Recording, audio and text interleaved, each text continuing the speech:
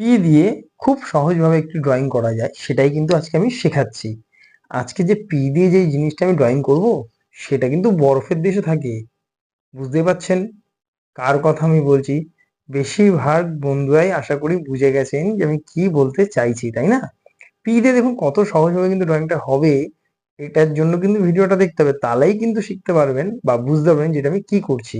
বরফের দেশে থাকে বলে দিলাম যে, তাহলে আশা করি এবার বুঝে গেছেন এটা পেঙ্গুইন আমি পি দিয়ে ড্রয়িং করে দেখাচ্ছি। দেখুন কতটাই সহজ, বেশি কিন্তু কঠিন নয়।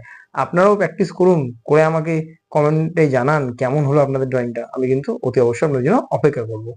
মোটামুটি আমার ড্রয়িং শেষ হয়ে এসছে। দেখতেই পাচ্ছেন কত সহজ একটি পেঙ্গুইন আঁকা পি দিয়ে।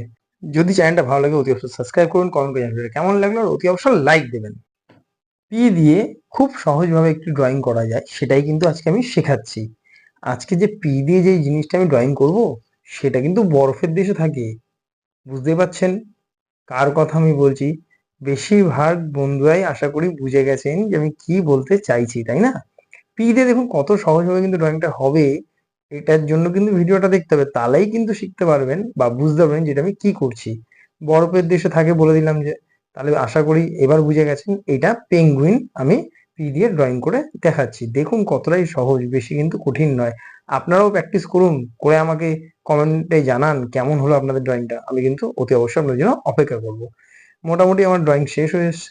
দেখতেই পাচ্ছেন কত সহজ একটি পেঙ্গুইন আঁকা পি দিয়ে।